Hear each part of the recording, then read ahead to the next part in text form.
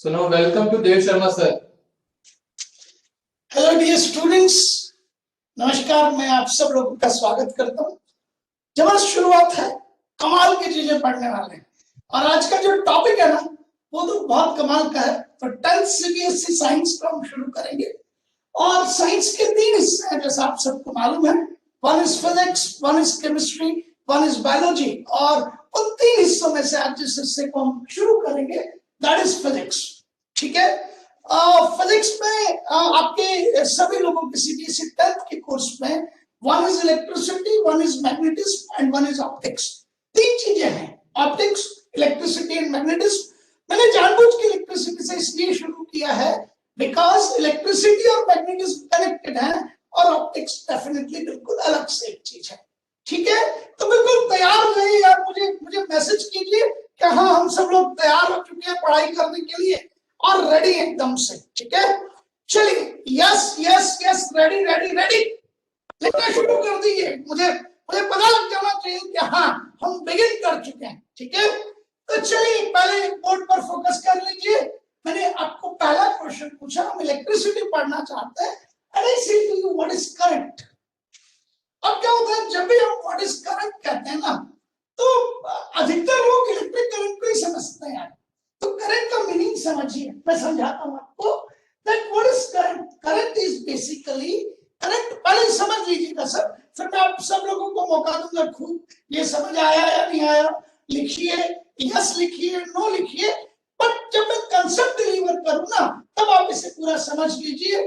अधिकतर online classes में मैं जितने समय से मैं देख रहा हूं, एक प्रॉब्लम फेस करता है टीचर कि इन जनरल स्टूडेंट पढ़ाई पे ध्यान नहीं देते, सिर्फ और सिर्फ कमेंट करने पे ध्यान देते हैं। तो मैं आपको उसका प्रोटोकॉल समझा देता हूँ, उसका तरीका समझा देता हूँ, क्योंकि पढ़ना है।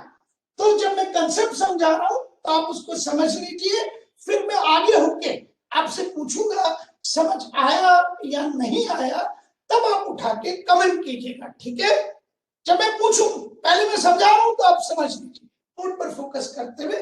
देन मैंने कहा व्हाट इज करंट, तो लोगों को लगता है ना करंट मींस इलेक्ट्रिक करंट, वही वायर में फ्लो होने वाला करंट, वही करंट की वजह से स्विच ऑन वाले होने वाले air conditioners, heaters, tubelights, bulbs, LEDs, everything. But पहले करंट का मीनिंग समझिए।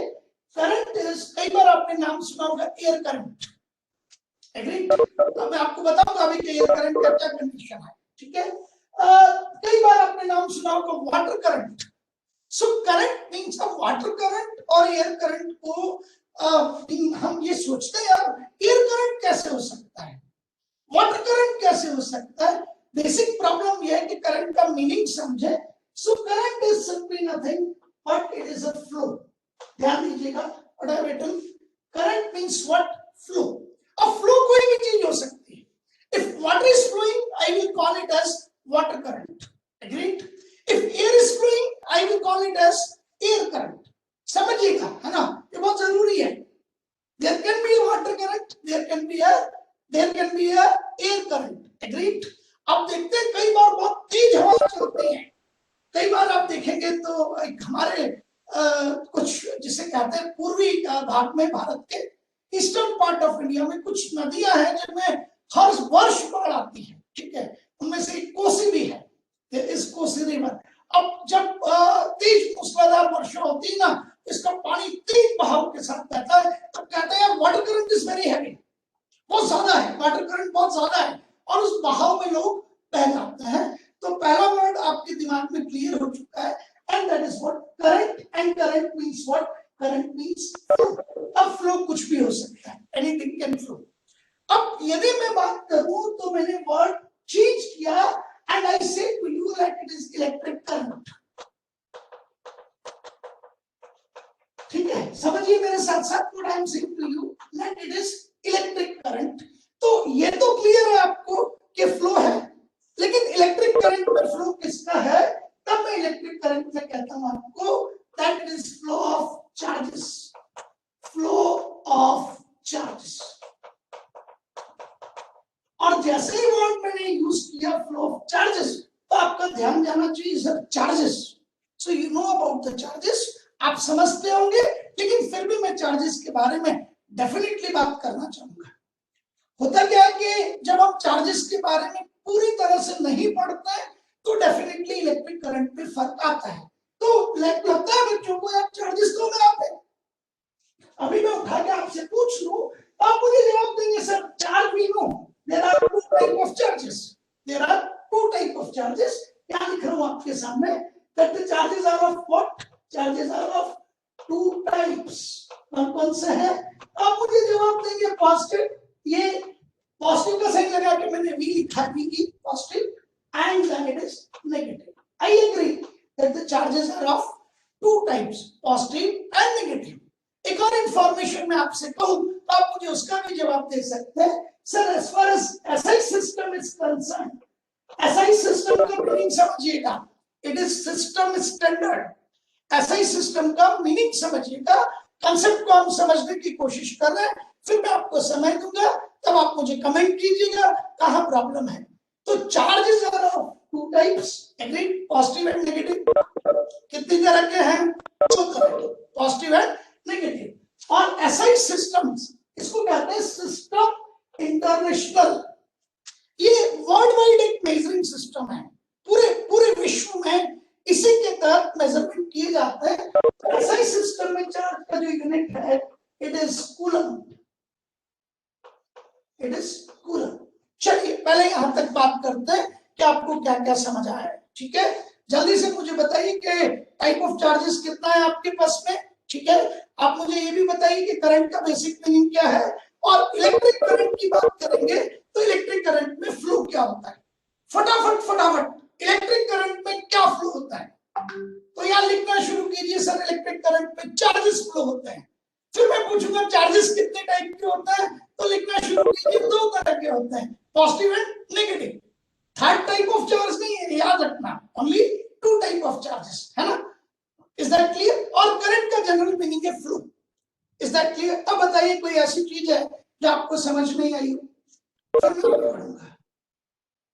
इस यहां से चेक कर लीजिए, कोई ऐसी चीज है जो आपको समझ नहीं आई है तो मैं आगे बढ़ूंगा। मैं चैट बॉक्स को व्यू कर रहा हूं, चैट बॉक्स में अभी कोई ऐसी चीज है जो आपको समझ नहीं आई हो।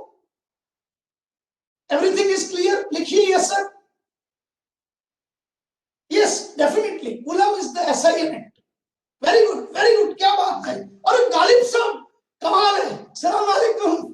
अरे ये नाम ही इतना जबरदस्त है। आप कभी गालिब की बात करें, हालांकि तुम्हारी वो उम्र नहीं है, ठीक है, लेकिन निश्चित बात है बहुत बड़ा नाम है। ठीक, चले आगे बढ़े। Very good. अब उठा के मैं आपसे कहूं कि ऐसा ही सिस्टम में चार्ज का यूनिट कूलम है, यहां तक हमें समझ आ गया। और अब मैं आपसे एक क्वेश्चन पूछने की तैयारी कर रहा हूं कि यदि मैं चार्जेस की बात करूं तो आप मुझे कहेंगे दो नाम तो आप हमेशा ले देते हैं या तीन नाम ले देते हैं। मैं लिख रहा हूं, वन इज इलेक्ट्रॉन, ठीक है, वन इज प्रोटॉन, ग्रेट। एक और लिख रहा हूं मैं, दिस इज न्यूट्रॉन, ग्रेट। देखिए, एंड इलेक्ट्रॉन का जो चार्ज है दिस इज नेगेटिव, प्रोटॉन का जो चार्ज है दिस इज पॉजिटिव, और neutron is not a charge particle, इसका चार्ज जीरो है, ठीक है, it's charge is zero. View, इसको व्यू कीजिए, ठीक है। अब मेरा क्वेश्चन क्या है, मैं क्यों खड़ा हूं आपको पढ़ाने के लिए, वहां आते हैं। मैं बिल्कुल समझ दे रहा हूं आपको, सब बच्चों को, है ना। मैंने आपको कहा यस, चार्जेस का नाम आते ही आपको याद आएगा इलेक्ट्रॉन, आपको याद आएगा प्रोटॉन, न्यूट्रॉन की भी याद आती है definitely, but it is a neutral particle, it is not a charge. Agreed? मेरा क्वेश्चन सिर्फ आप सब बच्चों से इतना सा है कि मुझे कुछ और चार्ज पार्टिकल्स के नाम बताइए। I am interested to just see some names of the charge particles. मुझे चार्ज पार्टिकल्स के नेम्स चाहिए, लेकिन वो नेम में इलेक्ट्रॉन मैंने बता दिया, मैंने आपको प्रोटॉन बता दिया, इनके अतिरिक्त, इनके अलग। चलिए मैं देखता हूं, लिखना जिसको आता है वो टाइप कीजिएगा, जिसको आता है वो टाइप कीजिएगा। गामा, गामा पे चार्ज नहीं होता, बहुत बढ़िया, बहुत ही जबरदस्त यार, ये काम जबरदस्त है। वापस गालिब का neutron is not a charge particle, neutron charge particle नहीं है, बिल्कुल बिल्कुल नहीं है। Electron is a charge particle, proton is a charge particle. इन दोनों के अलावा मुझे चार्ज पार्टिकल्स की नेम बताइए। चैलेंज, बिल्कुल मजेदार challenge, and you be ready for that. देखो हमेशा जितने भी चैलेंज है ना उनको स्वीकारते रहना चाहिए। दीज आर वेरी नेसेसरी, ये हमारे लिए बहुत जरूरी है, बहुत जरूरी है। जल्दी से नाम लिखिए यार। एक भी student alpha particle, very good. अरे क्या बात है, ions, very good very good very good. ये श्रुति का नाम है beta particle, very good very good, बहुत जबरदस्त है श्रुति, आपको बधाई हो, मजा आ गया। लेकिन ये बीटा की जो स्पेलिंग है ना वो आपकी गलत है, पर उससे कोई फर्क नहीं पड़ता। टीचर जो है ना वो ये जानना चाहता है कि आपका कंसेप्ट क्लियर है या नहीं। So beta is a charge particle, but बेटा ये जो इलेक्ट्रॉन है ना यही बीटा पार्टिकल है। Electron itself is a beta particle. हालांकि मैं तुम्हें बता दूं श्रुति, आप ध्यान से सुनिए मेरी बात को, बीटा पार्टिकल्स दो तरह के होते हैं। इट इज इस जगह से लिख रहा हूं, beta particle beta plus positive भी होते हैं और बीटा पार्टिकल नेगेटिव भी होते हैं। आप हायर क्लासेस में जब जाएंगे और मैं ही आपको जब न्यूक्लियर फिजिक्स पढ़ाऊंगा 12th क्लास में, बहुत जबरदस्त तरीके से पढ़ेंगे, तब मैं आपको बताऊंगा कि beta particles are of two types, beta positive and beta negative. और इनका चार्ज जो है ना उसकी वैल्यू सेम होती है लेकिन टाइप डिफरेंट होता है, ठीक है, टाइप डिफरेंट होता है। तो अल्फा हो गया। अब अल्फा पार्टिकल पे यस, अरे क्या बात है Ayush Raj Singh, this is positron, very good. But positron को आप जानते हैं? पॉजिट्रॉन अब आगे चल के कुछ और नाम आना शुरू होंगे, न्यूट्रिनो, ठीक है। चलिए एक नाम मैं आपको लिखता हूं और उस पर कोशिश कीजिएगा। एक नाम है ड्यूट्रॉन, विजिबल होना चाहिए आपके पास में। अब मेरा सिर्फ छोटा सा क्वेश्चन है, बिल्कुल तैयार हो जाइए। देखो ये शिफ्ट है, this is a shift. Shift कौन सा, मैं आपको बताता हूं कि हम जब प्रिपरेशन करते हैं तो प्रिपरेशन में एक जिसे कहा जाता है फाउंडेशन है, नींव है, वो सब मजबूत होनी चाहिए। फिर उसके ऊपर आप जिसे कहते हैं महल बनाते हैं, कमरे बनाते हैं। तो ये जो काम था ये तो नींव का था। Yes we know about charge, charges are of two types, electron is a negative charge, proton is a positive charge. फिर हमने थोड़ा सा अपने आप को शिफ्ट किया, इलेक्ट्रॉन का एक और नेम है बीटा पार्टिकल, बट वो बीटा माइनस है, वो बीटा माइनस है। बीटा पार्टिकल्स कितनी तरह के होते हैं? दो तरह के होते हैं, ठीक है ना। ये जैसे आयुष बिल्कुल बहुत अच्छी चीज दिख रहा है, आयंस भी दो तरह के होते हैं, एनायंस एंड कैटायंस। ये बहुत जबरदस्त चीज है, ठीक है। और ये एनायंस और कैटायंस जो होते हैं आपके पास में, इन पे डेफिनेटली चार्ज है, सीधी सी बात है। जो कैथोड की तरफ जाएगा उसे कैटायन कहेंगे और जो एनोड की तरफ अट्रैक्ट होगा उसे एनायन कहेंगे। एग्रीड? ये चीज बहुत अच्छी है। अब मैं आपसे पूछता हूं कि आप में से कितने लोग do you know about neutron? क्योंकि अल्फा पार्टिकल मैंने जानबूझ के नहीं लिखा, रेडियो एक्टिविटी की वजह से लोगों को अल्फा पार्टिकल पता होता है। Is that clear? चलिए बताइए जल्दी से, how many of you know about neutron? आप में से कितने लोग न्यूट्रॉन के बारे में जानते हैं? वेट कर रहा हूं मैं यार, मैं एक्सपेक्ट कर रहा हूं आप अच्छे बच्चे हैं सबके सब। आयुष राज सिंह, श्रुति, गालिब, आयुष, गालिब, श्रुति, जल्दी से न्यूट्रॉन, फटाफट दिमाग लगाइए, वेट कर रहा हूं मैं। ज्यादा वेट नहीं करूंगा, अभी 2:16 हुए, मैं आपको 20-25 सेकंड देता हूं, 20-25 सेकंड देता हूं मैं, क्योंकि आप कमाल के बच्चे हैं, यू कैन आंसर, आप आंसर कर सकते हैं।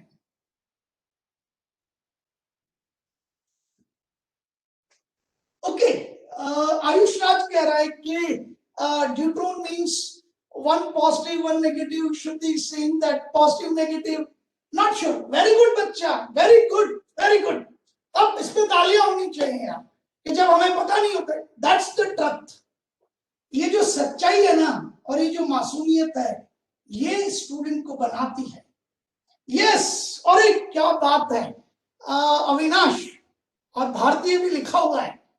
Very good, very good, very good, क्या बात है। अब इट इज जिसे हम कहते हैं ना $1,000,000 स्माइल, ये उस तरह का क्वेश्चन है। अब मैं आपको गारंटी से कह सकता हूँ, मुझे पढ़ाते पढ़ाते 28 साल हो चुके। 12th पास बच्चे जो आते हैं ना कोटा में हमारे यहाँ, 12th पास, 1.25 लाख की फीस जेब में रख के जो बच्चे आते हैं और उनको पढ़ाने के बाद में जब ट्यूटर पूछा जाता है, I am not talking about 10th dear students, I am talking about 12th pass, agreed, उनको पता नहीं होता व्हाट इज ट्यूटर। ठीक है, बिल्कुल शानदार काम है। तो मैं थोड़ा सा इन चीजों को एलाबोरेट करता हूँ, आप बोर्ड पर देखिएगा सबके सब लोग। वापस से अब हम बात करेंगे, सारे स्टूडेंट का फोकस अब बोर्ड पर आ जाए और हम कमेंट करने से अपना फोकस हटा लें, कमेंट करने से फोकस हटा लें। Very good dear students. तो मैंने यहाँ एक टेबल बना रहा हूँ, मैं, हो सकता है मैं विजिबल नहीं रहूं लेकिन आपको सब कुछ दिखेगा। So the first thing is electron, मैंने पूरा नहीं लिखा है, ELECT, then there is going to be a proton, and फिर मैं आ रहा हूं, this is neutron, this is neutron, agreed। अब मैं आपसे बात करूं तो एक सिंबल लिख रहा हूं मैं, the charge on electron is -E coulomb, C stands for coulomb, मैंने बता दिया था आपको, C stands for coulomb। Proton का जो चार्ज है, it is positive E coulomb, and you get surprised out कि न्यूट्रॉन का जो चार्ज है, it is also equals to plus E coulomb। Is that clear? अब थोड़ा सा जिसे कहते हैं कि क्यूरियोसिटी डेवलप होती है स्टूडेंट में, उसे ये फीलिंग आती है कि sir charge of the neutron and charge of the proton same है, इट इज सेम, एग्रीड। अब क्योंकि आपने जवाब ही इतना शानदार दिया ना सब लोगों ने, तो मैं पूरा एनर्जेटिक हो गया कि मैं आपको हाईएस्ट लेवल तक ले जाऊं। ठीक है, बहुत टाइम है यार, 4 मई बहुत दूर है, अभी बहुत दूर है, कमाल कर सकते हैं आप जैसे बच्चे। तो अब एक स्टूडेंट मुझसे पूछता है sir mass of the electron, तो मैंने मास ऑफ द इलेक्ट्रॉन को लिखा m, अभी वैल्यू लिखूंगा। और प्रोटॉन जो होता है ना, वो इलेक्ट्रॉन से बहुत हैवी है। डियर स्टूडेंट्स, आपको चार्ज को पूरा समझना पड़ेगा, क्योंकि जब तक आप चार्ज को समझेंगे नहीं तब तक फ्लो ऑफ चार्ज समझ नहीं आएगा।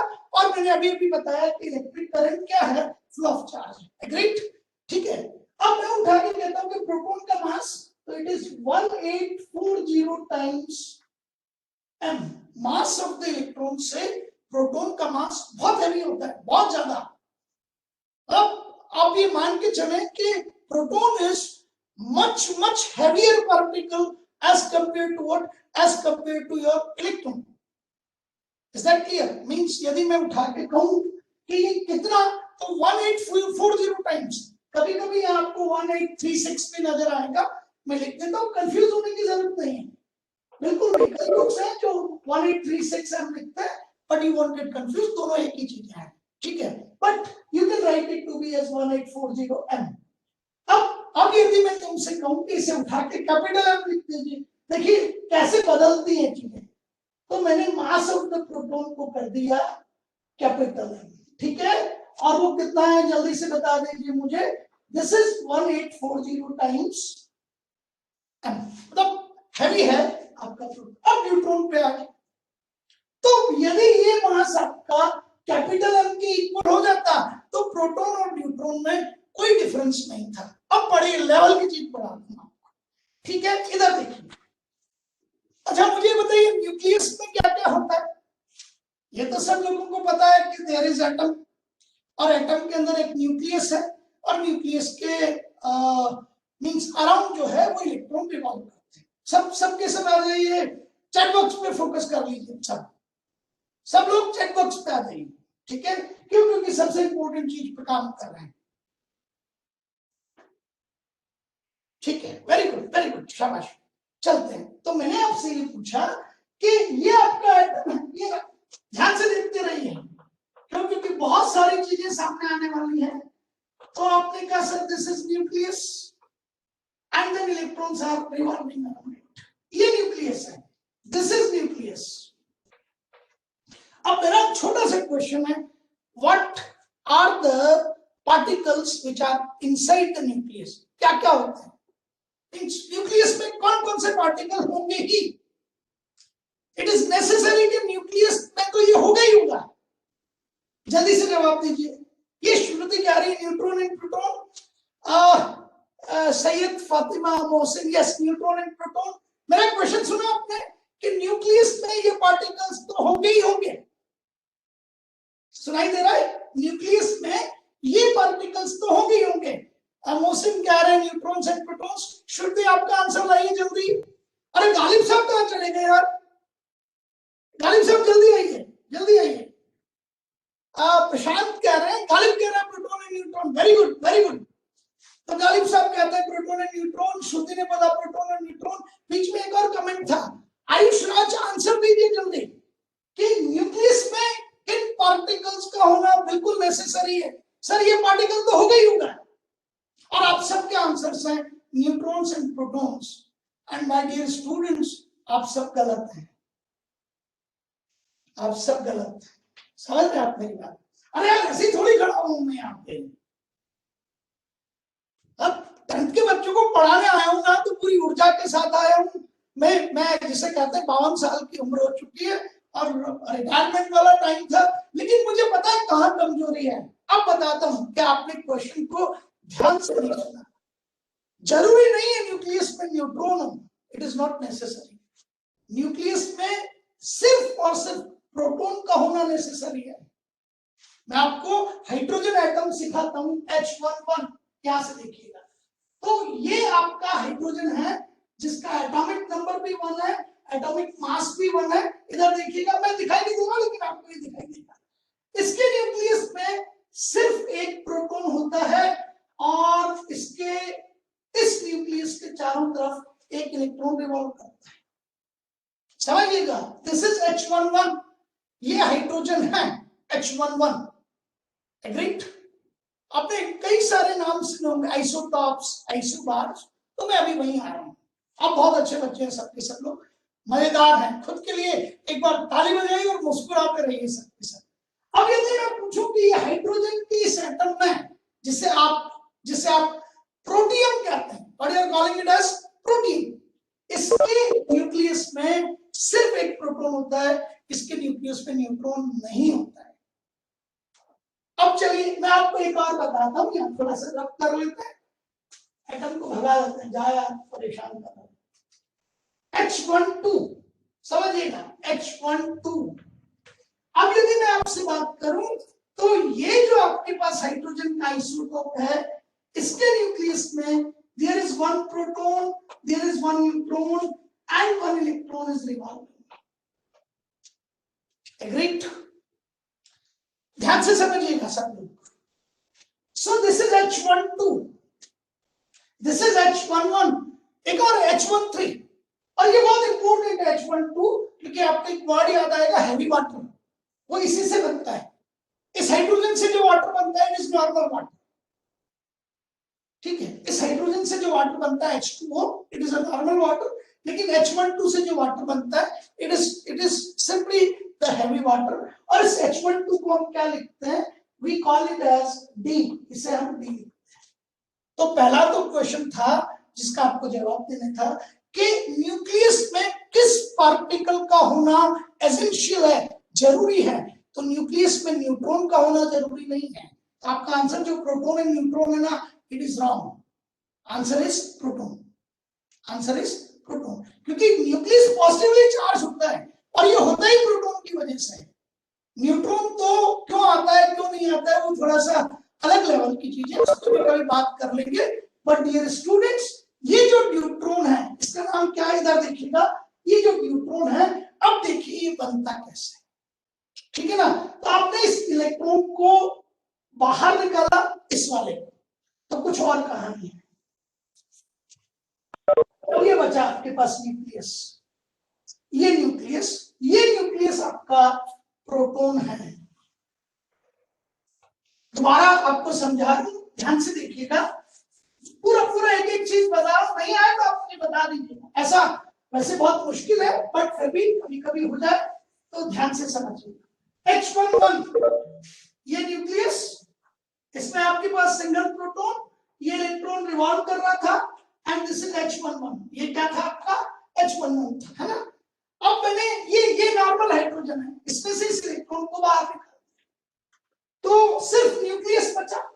और न्यूक्लियस में क्या दिखाई देगा आपको, जल्दी से बोलिए। न्यूक्लियस में सिर्फ एक प्रोटॉन, ये प्रोटॉन है। अब बच्चा मुझे कहता है कि सर H12 का भी एक इलेक्ट्रॉन निकाल दीजिए। तो मैंने जब H12 ड्यूटेरियम का भी H12 का भी जब एक इलेक्ट्रॉन विड्रॉ कर लिया, तो ये जो पार्टिकल है, ये जो न्यूक्लियस है, it is a combination of one proton and a neutron. ये क्या कहलाता है आपका, ये न्यूट्रॉन कहलाता है। तो न्यूट्रॉन में क्या क्या है, न्यूट्रॉन में एक प्रोटॉन तो है ही सही, लेकिन एक न्यूट्रॉन भी है। और न्यूट्रॉन पे कोई चार्ज है नहीं, सिर्फ प्रोटॉन पे चार्ज है।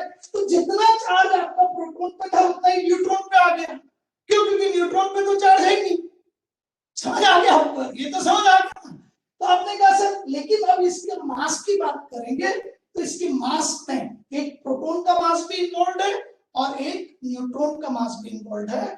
और प्रोटॉन और न्यूट्रॉन का मास ऑलमोस्ट सिमिलर होता है, ऑलमोस्ट सिमिलर होता है। तो जब भी आप बात करेंगे तो यहां लिखेंगे, इधर देखिएगा बेटा, कि न्यूट्रॉन का मास प्रोटॉन के मास का जस्ट डबल है। क्यों, क्योंकि न्यूट्रॉन में एक प्रोटॉन भी है और एक न्यूट्रॉन भी है, और प्रोटॉन और न्यूट्रॉन के मास ऑलमोस्ट सिमिलर है। तो अब जब कोई आपसे क्वेश्चन पूछे, इज दैट क्लियर? चार्ज के आगे पढ़ा नहीं मुझे, क्योंकि आप बच्चे इतना शानदार पढ़ रहे हैं। मैं सोच के नहीं आया था कि ये पढ़ाऊंगा, इस लेवल तक पढ़ाऊंगा, ये सोच के नहीं आया था।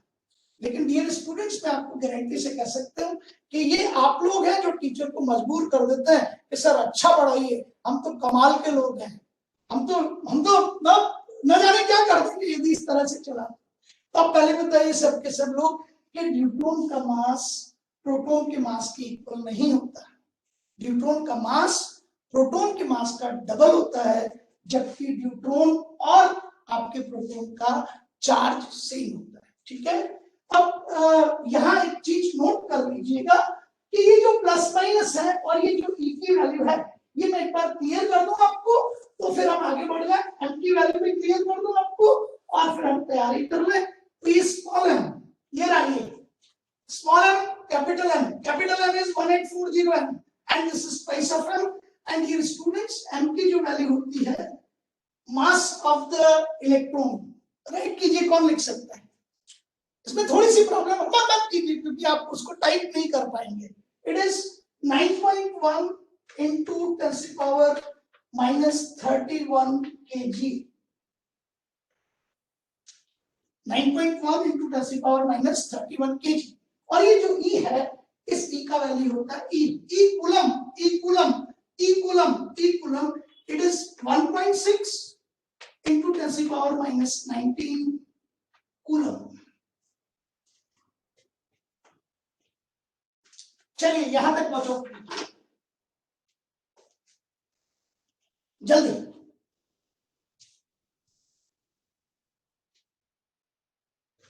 एग्रीड? समझिए यहां तक, ताकि मैं आपको एक शानदार क्वेश्चन इसके सामने लिखा हुआ है उस पर लेके आऊं और एक नई चीज पढ़ाऊं। Very good. यहां तक चेक कर लीजिए। Electron charge is E coulomb but type is negative. Electron charge is negative but E coulomb, type is negative. Proton charge is E coulomb, type is positive. Neutron charge is equal, type is positive, and E means 1.6 into 10 to the power minus 9. And mass of the electron is 9.1 into 10 to the power minus 31 kg. 9.1 into 10 to the power minus 31 kg. ठीक है। Proton का मास उसका 1840 times हो गया। Heavy, बिल्कुल चींटी हाथी जैसा खेल रहे हैं, ठीक है ना। लेकिन वो जोक्स पे मत जाइए, इस पूरे के पूरे ऑनलाइन का सत्यानाश ही जोक्स ने कर दिया। मतलब लोग टीचर नहीं रहे, एंटरप्रेन्योर हो गए। इस स्क्रीन पे आके बच्चों को खुश करने लगे जोक सुना के, और वो भी पता नहीं कैसे कैसे। अब बिल्कुल मैं खुश कर देना चाहता हूं बच्चों आपको, यहाँ मजे से पढ़ोगे आप, और शुद्ध जिसे कहते हैं ना कि जिसे पढ़ने में मजा आएगा वो होता रहेगा। लेकिन हम हमारा स्तर बना के रखेंगे। एक वर्ड होता है अंग्रेजी का ग्रेसफुल, सो बी ग्रेसफुल। यदि आप ग्रेसफुल रहे, मासूमियत आपकी बरकरार रही, तो निश्चित आपको बहुत अच्छी चीज मिलेगी। अब चलिए, आपने ये सारी चीजें रिवाइज कर ली, ठीक है। अब चलिए, मेरा एक क्वेश्चन है इस जगह पर, और सबके सब आप लोग चैट बॉक्स पे फोकस कर लीजिएगा, सब लोग। एग्जाम्पल नंबर 2 पे आ रहा हूं। The unit of charges, the unit of charges, बिल्कुल फोकस कर लीजिए। ये वाई ऑब्लिगेट का मतलब है यस और नो, तो आप सिर्फ यस, वाई यस और एनो लिखेंगे। यस और नो में वाई यस और एनो लिखेंगे। Is that clear? The unit of charge is, पहला ऑप्शन है कूलम, यस और नो, जल्दी करिए। The unit of charge is coulomb, yes और नो लिखना है।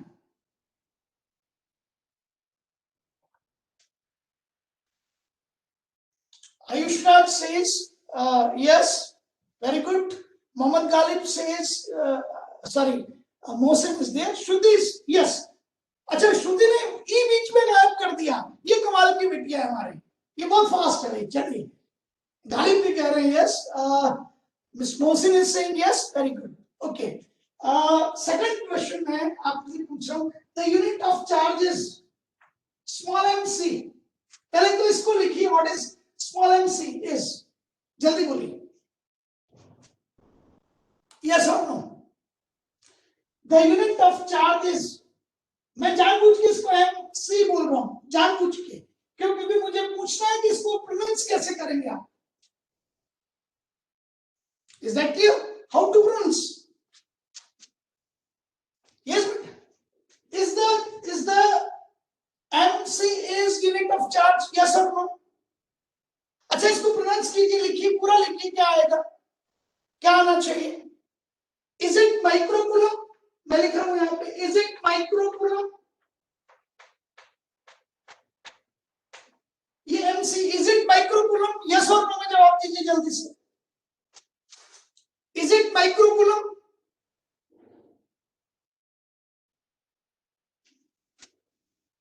मोहसिन कहते हैं नो, श्रुति कहते हैं ये। श्रुति एक बार और जवाब दीजिए, this MC stands for microcoulomb. Ghalib एक बार और जवाब दीजिए, this MC stands for microcoulomb. ठीक है, आयुष राज जवाब दीजिए फुर्ती से, that this MC stands for microcoulomb, yes और no? Ayush Raj is saying no, correct. Syed Fatima Mohsin no, very good. So it stands for what? Light गई है, घबराइए मत, थोड़ा बहुत होता रहता है, चलने दीजिए, कोई फर्क नहीं पड़ता अपने को, अभी आ जाएंगे। वेरी गुड, सब अच्छा होता है। तो मुझे जवाब दीजिए कि this MC stands for what? This MC stands for what? First, it is microcoulomb और मिलीकूलम? इट इज माइक्रोकूलम और millicoulomb, so it is millicoulomb, and yes, it is the unit of charge. अच्छा, अब यहां पर आइए सबके सब लोग, ठीक है। अब थोड़ा सा क्वेश्चन का कलर चेंज हो गया, अब मैं भी रुकने के लिए तैयार हूं, और मैं सारे बच्चों को कह रहा हूं कि ये दिस क्वेश्चन कॉस्ट यू, और आपको इनाम मिलेगा 101 रुपए का, वो भी नकद, बिल्कुल 101 रुपीज। सो मिस्टर गालिब, श्रुति, आयुष राज, सब तैयार हो जाइए और मुझे बताइए that this Faraday is the unit of charge or not? Yes or no में? रिपीट कर रहा हूं डियर स्टूडेंट्स, चलिए चलिए चलिए, आप लोगों के लिए बहुत कमाल की चीज है सबके सब लोग। चल, मेरा क्वेश्चन है, the unit of charge Faraday, yes और no? The unit of charge, word क्या है? Faraday. Faraday is the unit of charge, yes और no? Faraday is the unit of charge, yes और नो? गालिब कह रहे नो, श्रुति भी कह रही no, very good very good very good. Ayush is saying no, Galib is saying no, and Avinash is saying yes. मैं question को repeat कर रहा हूं। अरे यार, 101 रुपए का क्वेश्चन है, ठीक है, देखो गलत किया तो मैं छीन भी सकता हूँ। हाँ, ये बायलैटरल है, ऐसा नहीं सही करोगे तो मैं दूंगा, लेकिन गलत करोगे तो आपकी जेब से निकाल सकता हूँ। अरे यार, नेगेटिव मार्किंग होती है ना, बोर्ड में ही तो नहीं होती, कॉम्पिटिटिव लेवल में तो नेगेटिव मार्किंग होती है, हाँ, NTSC में भी नहीं होती। उसे आगे भी तो सोचेंगे ना। चलिए 101, 101 रुपए के लिए अब आपके सामने question. Faraday is the unit of charge. No no no, is that clear? ये कोई कांस्टेंट बता रहे हैं? ओके ओके, कुछ क्वेश्चंस चेंज हो गए हैं। ऑप्शन सारे। Dear students, the answer is yes, it is yes, it is a unit of charge. Faraday is the unit of charge. हाँ, अब नहीं काउंट होगा भाई। Very good very good very good. This Faraday is, यहां लिख रहा हूं, इसको रिप्रेजेंट करते हैं। इसका पूरा डिटेल बताऊंगा मैं आपको, क्योंकि this is the first day. आज मुझे आपको समझना था, कुछ आपको मुझे समझना था, ठीक है। और ये स्टूडेंट्स, ये इतनी जबरदस्त चीज है, इस पे कॉम्पिटिटिव लेवल में तो क्वेश्चंस आते ही आते हैं, लेकिन ये आपके लेवल को शिफ्ट कर देता है। मैं यहाँ लिख रहा हूँ आपके सामने, इसे बहुत ध्यान से देखिएगा। 1 Faraday is equals to 96500 coulombs. Be careful. It is the biggest unit of charge. It is the biggest unit of charge. And आगे चल के, अभी आपको आज तो नहीं बता पाऊंगा मैं, कल बता पाऊंगा। 1 मोल ऑफ इलेक्ट्रॉन्स यदि आप इकट्ठा कर लें, 1 मोल इलेक्ट्रॉन्स आप इकट्ठा कर लें, 1 Faraday is the charge of 1 mole electrons, 1 mole electrons. लेकिन ये चीज पे अभी आप इस पर स्टार लगा रहा हूं, ठीक है ना। सिर्फ मुझे यहाँ आपको बताना था कि ये यूनिट ऑफ चार्ज है, ठीक है। ये 1 मोल ऑफ इलेक्ट्रॉन्स पे कैसे 1 फैराडे चार्ज आएगा, that I will explain you tomorrow. लेकिन अभी मैंने बिगिन किया है, अभी मैंने बिगिन किया। इस क्वेश्चन को थोड़ा सा मैं चेंज कर रहा हूं, और अब मुझे बहुत ध्यान से जवाब दीजिएगा कि किस तरीके से बच्चे फंस जाते हैं, किस तरीके से इधर से उधर काम बन जाता है।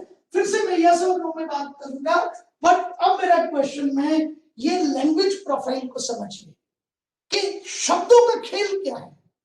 कैसे बच्चे घर पे आके कहते हैं अरे यार ये गलती हो गई यार, मैंने ध्यान नहीं दिया यार। तो अब यहां देखिएगा, मेरा क्वेश्चन है the SI unit of charge. आपको विजिबल होगा मेरे ख्याल से। क्वेश्चन इज एग्जांपल 2 पे आ रहे हैं dear students. The SI unit of charge is, the SI unit of charge is, SI unit of charge is coulombs, yes or no, जल्दी कीजिए। कूलम में yes or no, जल्दी कीजिए। SI unit of charges, the SI unit of charges, coulomb, yes or no? Yes. Then about millicoulomb, yes or no? Millicoulomb, fast. Millicoulomb is the SI unit of charge. Yeah. Shruti, this is okay. Ayush, it is correct. Millicoulomb is not the SI unit. रुक रहा हूं, आपके सामने बात करूंगा सब लोगों से, ठीक है ना। ये चौक रखिए। Millicoulomb is the unit of charge. Faraday is the unit of charge. ये फैराडे यूनिट का चार्ज है बिल्कुल है, यूनिट ऑफ चार्ज है। ये मिलीकूलम यूनिट ऑफ चार्ज है, माइक्रोकूलम यूनिट ऑफ चार्ज है, मेगाकूलम को भी लोगे यूनिट ऑफ चार्ज है। लेकिन अब क्वेश्चन में जरा सा ट्विस्ट है, थोड़ा सा। पहले क्वेश्चन था द यूनिट ऑफ चार्ज, अब क्वेश्चन क्या है, the SI unit of charges. अब क्वेश्चन क्या है, the SI unit of charges. तो millicoulomb no, because SI unit of charge की हमने बात की थी, it was coulomb. Faraday no, it is not the SI unit of charge. SI unit of charges, जल्दी बताइए। SI unit of charge is simply the coulomb, simply the coulomb, and the biggest unit of charge, इससे बड़ा कोई unit नहीं है।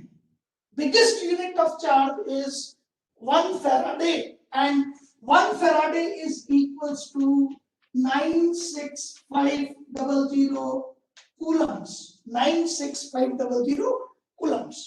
तो अब question कैसा भी है, biggest unit of charge, biggest unit of charge Faraday, SI unit of charge, this is coulombs, agreed? What's the difference between the neutron and proton, बहुत सारे कंपैरिजन दे दे आपको।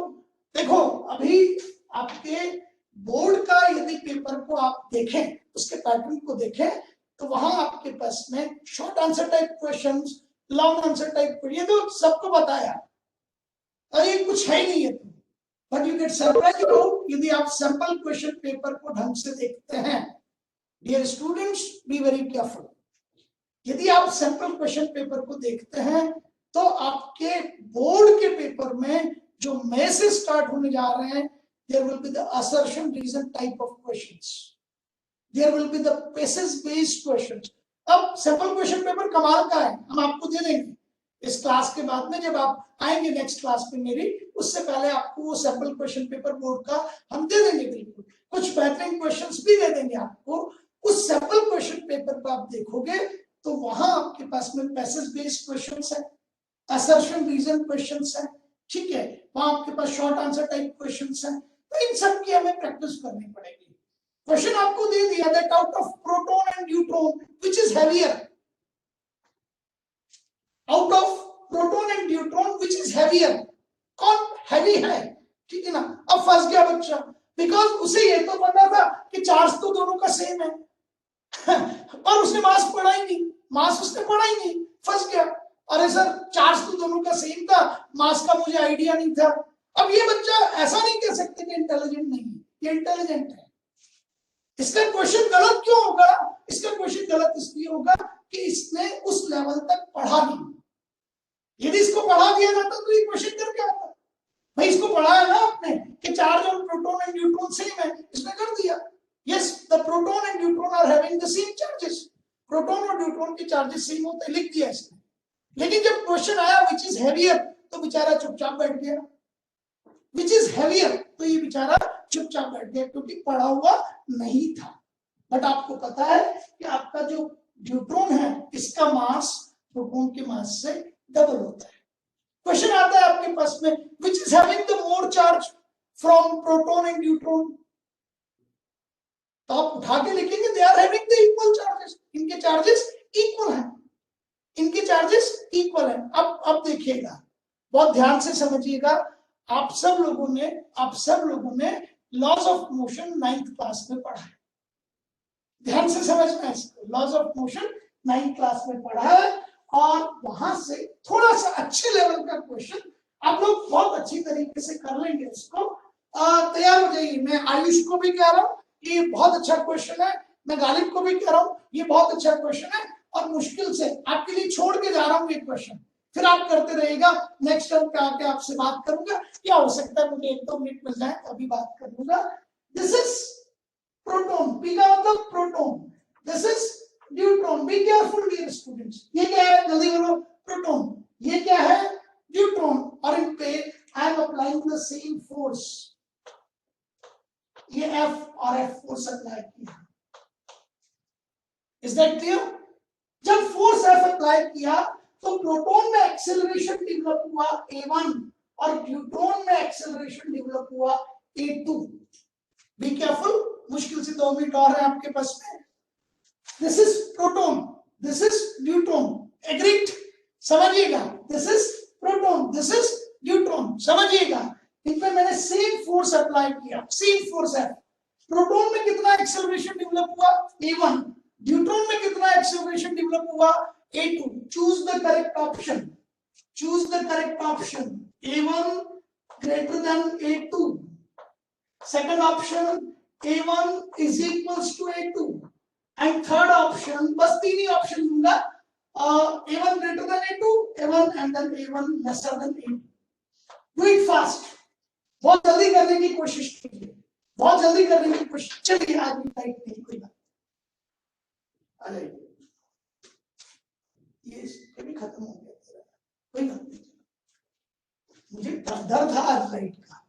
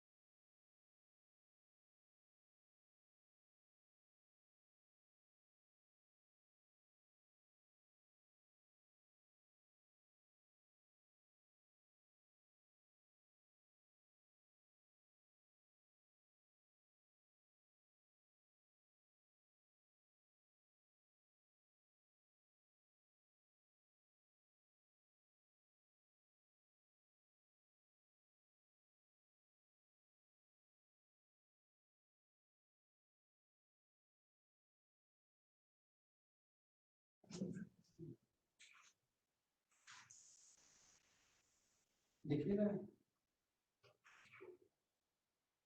दरवाजा बंद कर दो।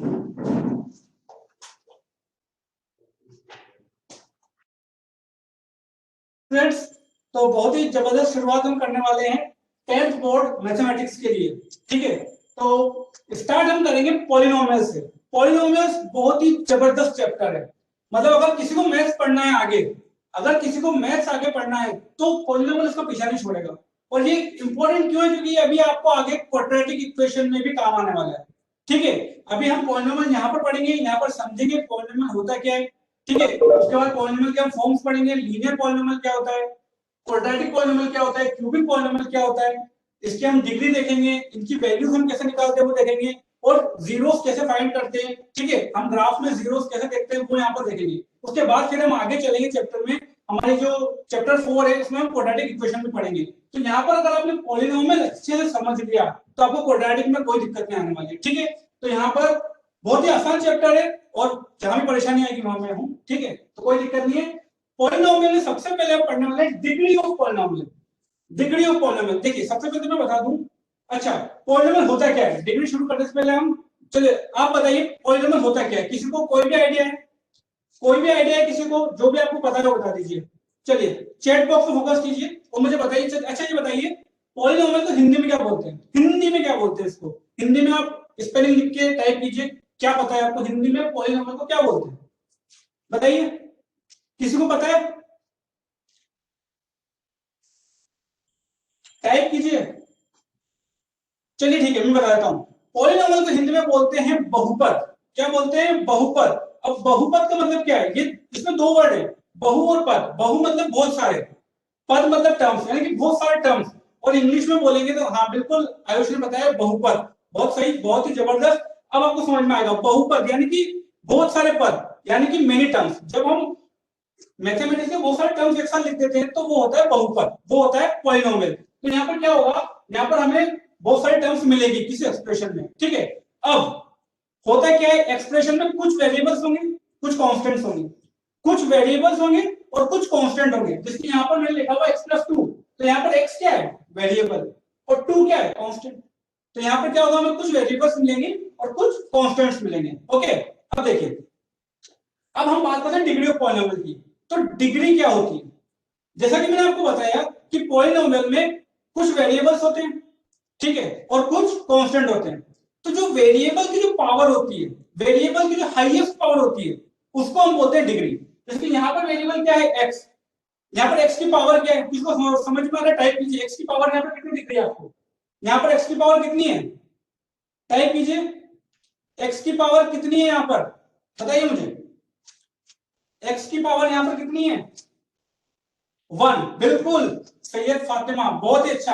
यहाँ पर x की पावर कितनी है? 1, और यही हाईएस्ट है। क्या यहाँ पर आपको और कोई वेरिएबल दिख रहा है? नहीं दिख रहा है। ठीक है, तो यहाँ पर जो x की पावर 1 है भाई क्या है? हमारी डिग्री। तो इसकी डिग्री कितनी हो गई? 1। तो इसको हम क्या बोलेंगे?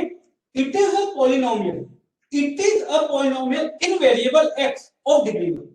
It is a polynomial in variable x of degree 1। ठीक है, अब आते हैं नेक्स्ट। सपोज ये यहाँ पर एक और पॉलिनोमियल में लिखा हुआ है, क्या लिखा हुआ है? x² + 3x + 2, x² + 3x + 2। अब बताइए इसकी डिग्री क्या होगी? इसकी डिग्री क्या होगी? बताइए, टाइप कीजिए जल्दी, इसकी डिग्री क्या होगी? मैंने अभी आपको बताया डिग्री को कैसे देखना है। 2। सैयद फातिमा, बहुत ही जबरदस्त, मतलब आपको समझ में आ गया है। मुझे लगता है आपको आगे के एग्जांपल मुझे एक्सप्लेन करने की जरूरत है, क्योंकि आपको समझ में आ गया है। ठीक है, यहाँ पर इसकी डिग्री होगी 2। वैसे यहाँ पर लिखा हुआ है मैंने डिग्री 2 है, लेकिन क्यों है? अगर आपको समझ में नहीं आया तो मैं बताता हूँ। डिग्री क्या होती है? वेरिएबल की हाईएस्ट पावर। यहाँ पर वेरिएबल देखिए, यहाँ पर x यहाँ पर भी है, एक यहाँ पर भी है। यहाँ पर जो पावर है वो 2 है, और यहाँ पर जो है वो 1 है। हाईएस्ट कौन सी है? 2। 2 और 1 में 2 बड़ा है, तो वो हाईएस्ट होगी। तो डिग्री क्या होगी हमारी? 2। क्लियर है? समझ में आ रहा है? टाइप कीजिए, जस्ट टाइप कीजिए, समझ में आ रहा है तो फिर हम आगे बढ़ते हैं। अदरवाइज मैं फिर से एक्सप्लेन करता हूँ। किसी को अगर समझ में नहीं आ रहा है तो वो बोलते हैं, फिर से एक्सप्लेन करता हूँ। अदरवाइज जस्ट टाइप कर दीजिए, मैं आगे बढ़ जाऊंगा। ठीक है, जस्ट टाइप कर दीजिएगा, समझ में आ रहा है तो टाइप यस। ओके ओके, बिल्कुल समझ में आ रहा है आपको। चलिए अब आगे बढ़ते हैं। t² + 3t + 2, t² + 3t + 2। अच्छा, बफरिंग हो रही है तो आप, हो सकता है आपके इंटरनेट कनेक्शन में कोई प्रॉब्लम हो। ठीक है, तो आप एक बार रिफ्रेश कर लीजिए, आपको चालू हो जाएगा वापस से। अब देखिए t² + 3t + 2। ओके, अब ये देखिए, T square plus three plus two, it is a polynomial. अब यहाँ पर देखिए, यहाँ पर वेरिएबल टी है। अब ये यहाँ पर क्यों लिखा है, इसको बताने के लिए देखो, इसका बताने का मेरा एक पर्पस है। कई बार क्या होता है, हम कंफ्यूज हो जाते हैं। कैसे? क्योंकि हमारी आदत होती है कि हम चीजें देखते हैं एक्स में, कि हमने सारी चीजें एक्स में पढ़ी है, तो कई बार क्या होता है हमारे सामने टी आ जाता है, एस आ जाता है, यू आ जाता है। कहीं यहाँ पर कई बार S square plus three S plus two ये भी लिखा हुआ मिल सकता है आपको, जिसकी आपकी एक्सरसाइज में भी लिखा हुआ है, ठीक है, आगे मिलेगा। तो बच्चे घबरा जाते हैं, और हमने तो एक्स में पढ़ा है, यहाँ तो एस लिखा हुआ, टी लिखा हुआ, ये क्या है, कुछ नया है? कुछ नया नहीं है, वेरिएबल है। इसको हम किसी भी अल्फाबेट से डिनोट कर सकते हैं, तो ये चीज आपको ध्यान रखनी है। किसी भी अल्फाबेट से हम इसको डिनोट कर सकते हैं। यहाँ पर टी भी लिख सकते हैं, एस भी लिख सकते हैं, ए भी लिख सकते हैं, बी भी लिख सकते हैं, कुछ भी लिख सकते हैं, ठीक है, बस वो वेरिएबल है। सो it is a polynomial in variable T. It is a polynomial in variable T और डिग्री 2। डिग्री 2 क्यों? क्योंकि हाईएस्ट पावर यहाँ पर 2 है। डिग्री 2 क्यों है? क्योंकि यहाँ पर हाईएस्ट पावर क्या है? 2 है। क्लियर? अगला देखते हैं, x cube plus three x square plus five x plus six, इसकी डिग्री क्या है?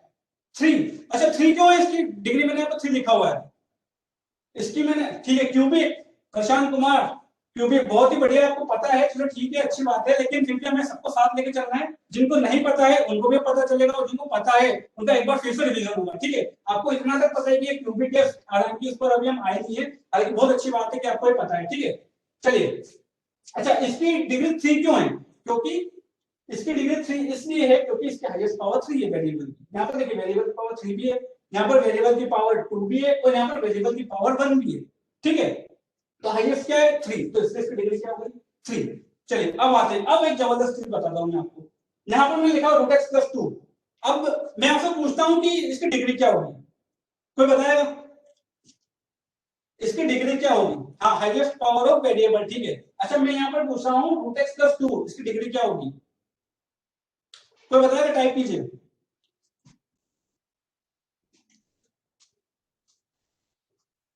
चलिए मैं बताता हूं, सबसे पहले तो हमें इस पर डिग्री की बात करनी ही, ठीक है, हमें इस पर डिग्री की बात करनी ही है, क्योंकि ये पॉलिनोमियल ही नहीं है। अब ये पॉलिनोमियल क्यों नहीं है, ये इंपॉर्टेंट है, ये जानना इंपॉर्टेंट है, ठीक है। मैं यहाँ पर आपको पहचान बता रहा हूँ पॉलिनोमियल की। देखिए मैंने क्या बोला है, हमारे पास पॉलिनोमियल में वेरिएबल्स होंगे और कांस्टेंट होंगे, वेरिएबल्स की कुछ पावर्स होंगी। अब पॉलिनोमियल होने के लिए वेरिएबल्स की जो पावर है, वेरिएबल की जो पावर है वो एक होल नंबर होनी चाहिए, वो एक होल नंबर होनी चाहिए। अब मुझे बताइए होल नंबर क्या होता है? मैंने आपको बोला, टाइप कीजिए होल नंबर क्या होता है। कौन कौन से नंबर से जो होल नंबर है टाइप कीजिए, फिर उसके बाद आपको समझ में आएगा मैं क्या बोल रहा हूँ। होल नंबर्स क्या होते हैं? 2 4 6 8। अरे होल नंबर कहां से स्टार्ट होते हैं ये बताइए, होल नंबर्स की पहचान। 2 4 6 8 तो नंबर है। जीरो, प्रशांत कुमार बोल रहे 1 2 3 ये तो नेचुरल नंबर्स है। होल नंबर कहां से स्टार्ट होते हैं? और कोई? 1 2 3, ठीक है, 1 2 3 इंक्लूडेड है उसमें, लेकिन हाँ इंक्लूडिंग जीरो, ठीक है, जीरो से स्टार्ट होते हैं, 0 1 2 3 अप टू इंफिनिटी, ठीक है। होल नंबर में हमारे नेगेटिव नंबर नहीं होते हैं और फ्रैक्शंस भी नहीं होते हैं। अब यहाँ देखिए, यहाँ पर जो x की पावर है वो हाफ है, x की पावर हाफ है, ये रूट x है, यानी कि x to the power half plus 2, तो ये एक पॉलिनोमियल नहीं है, ये एक पॉलिनोमियल नहीं है, ये इंपॉर्टेंट बात है, ठीक है। यहाँ पर जो भी पावर है वो एक होल नंबर होनी चाहिए, जीरो हो सकती है, it can be zero, it can be 1, it can be 2, it can be 0, it can be up to infinity, okay, positive integers including zero, okay. अब ये देखिए यहाँ पर मैंने लिखा है 1 by x plus 2, क्या ये पॉलिनोमियल है? A number without fraction and integer, a number without fraction and integer, चलिए ठीक है, 1 by x plus 2, ओके। अब बताइए ये पॉलिनोमियल क्यों नहीं है? मैंने अभी आपको बताया पॉलिनोमियल की पहचान, नो पॉलिनोमियल, हाँ नहीं है, क्यों नहीं है ये वाला पॉलिनोमियल, क्यों नहीं? ये तो मैंने बता दिया आपको, ठीक है, और यहाँ पर मैंने एक्सप्लेन भी किया है कि हमें कौन कौन सी पावर में क्या क्या नहीं लेना है, ठीक है। अब यहाँ देखकर बताइए ये पॉलिनोमियल है या नहीं है? ये तो आपको दिख रहा है कि नहीं है, क्योंकि मैंने लिखा हुआ है, ठीक है। क्यों नहीं है ये बताइए, क्यों नहीं है? कोई बताएगा? प्रशांत, आयुष, कोई बताएगा? डिग्री इज -1, क्या बात है, बहुत ही जबरदस्त, मतलब आपको पता है सब कुछ, ठीक है। यहाँ पर जो डिग्री है वो क्या है? -1 है। यहाँ पर जो पावर है वो क्या है? -1 है, और मैंने अभी अभी आपको बताया है कि पावर जो है वो होल नंबर होनी चाहिए, और -1 होल नंबर नहीं है, ठीक है। सो it is not a polynomial. Clear है? यहां से यहां तक जो भी बताया है वो समझ में आया या नहीं? टाइप कीजिए यस और नो। अगर नहीं आया तो मैं फिर से बताऊंगा, और आ गया है तो टाइप कीजिए यस, फिर आगे बढ़ते हैं, ठीक है। समझ में आ रहा है? आयुष बोल समझ में आ रहा है, ठीक है, बहुत ही अच्छी बात है। अरे बिल्कुल समझ में आएगा यार, आप इतने टाइम से घर बैठे हो तो ऐसे थोड़ा बैठे थे, पढ़ाई कर रहे थे, ठीक है। हाँ वाई टाइप कर दिए, कोई दिक्कत नहीं, मैं समझ जाऊंगा कि आपको समझ में आ रहा है। चलिए अब आगे बढ़ते हैं। अब देखिए, अब तो यहाँ तो हमने बात की डिग्री की, ठीक है, डिग्री की और पॉलिनोमियल की पहचान यहाँ पर हमने देखी। अब हम क्या देखने वाले हैं, अब हम देखेंगे यहाँ पर पॉलिनोमियल हमें कौन कौन से पढ़ने हैं। 3 तरह के पॉलिनोमियल पढ़ने हैं, लीनियर पॉलिनोमियल, क्वाड्रेटिक पॉलिनोमियल और क्यूबिक पॉलिनोमियल, ठीक है, लीनियर, क्वाड्रेटिक और क्यूबिक। अब देखिए लीनियर पॉलिनोमियल जो होते हैं उनकी डिग्री 1 होती है। लीनियर पॉलिनोमियल जो होते हैं उनकी डिग्री 1 होती है, और इनकी जनरल फॉर्म, जनरली कैसे दिखेंगे, जनरल फॉर्म या जनरल एक्सप्रेशन कुछ भी बोल सकते हैं, इसकी जनरल फॉर्म होती है ax प्लस बी टाइप की। कैसी होती है, ax प्लस बी टाइप की। अब यहाँ पर a और b जो है वो कांस्टेंट है, ठीक है। क्वाड्रेटिक में 2, हाँ प्रशांत कुमार, क्वाड्रेटिक में 2 होती है, आपको पता है, लेकिन हमें सबको साथ लेकर चलना है, क्वाड्रेटिक पर भी हम आएंगे, ठीक है। अभी मैं लीनियर एक्सप्लेन कर रहा हूँ तो इस पर फोकस कीजिए, है ना। कभी भी ये मत सोचिए कि यार ये चीज मुझे पता है, क्योंकि हो सकता है कोई चीज आपको ना पता हो, वो मैं आपको बता दूं, ठीक है। ये तो आपको पता है, लेकिन आगे और भी चीजें मैं आपको बताऊंगा, ठीक है। तो ओवर कॉन्फिडेंट नहीं होना कभी, ओके। तो यहाँ पर मैं आपको ये एक्सप्लेन कर रहा हूँ, इस पे फोकस रखिए पूरा। आगे क्या लिखा हुआ उसको ध्यान मत दीजिए, नहीं तो ये छूट जाएगा, ठीक है। और ये छूट गया तो फिर आगे भी प्रॉब्लम आ सकती है आपको, ठीक है। तो यहाँ पर देखिए जनरल फॉर्म होती है इसकी x प्लस बी, जहां पर a क्या है मेरा कांस्टेंट, और b भी क्या है कांस्टेंट, और x क्या है वेरिएबल, और इसकी डिग्री होनी चाहिए 1। क्लियर है, ठीक है। एग्जांपल देखिए 2x प्लस 4, 2x प्लस 4, यहाँ पर 2 क्या है कांस्टेंट, 4 क्या है कांस्टेंट, और x क्या है वेरिएबल। अगर इससे कंपेयर करें हम, अगर हम इससे कंपेयर करें तो यहाँ पर मैं आपसे पूछता हूँ a क्या है, a और b क्या क्या है यहाँ पर बताइए। अब टाइप कीजिए a और b क्या क्या है यहाँ पर, इस वाले में a और b क्या क्या है, ए और बी क्या क्या टाइप कीजिए, प्रशांत, आयुष, जल्दी से टाइप कीजिए। कांस्टेंट, ठीक है लिखा है। मैंने पूछा ए क्या है यहाँ पर और बी क्या है, हाँ a इक्वल टू और b इक्वल टू 4। फातिमा बिल्कुल सही जवाब, बिल्कुल सही, ठीक है। मतलब आपको कंपेयर करना आता है, ठीक है, बहुत अच्छी बात है, आपको यहाँ पर दिक्कत नहीं आएगी मतलब आगे। अच्छा यहाँ पर देखिए ये क्या लिखा हुआ रूट एक्स प्लस 3। अच्छा क्या ये पॉलिनोमियल है, ये बताइए सबसे पहले, क्या ये पॉलिनोमियल है, यहाँ पर देखिए क्या ये पॉलिनोमियल है या नहीं है, ये बताइए मुझे।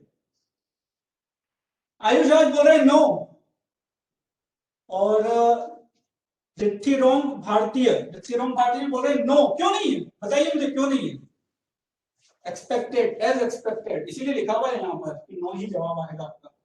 नो आप बोल रहे हैं नो, और कोई, और किसका जवाब है नो, और यार किसी का यस हो।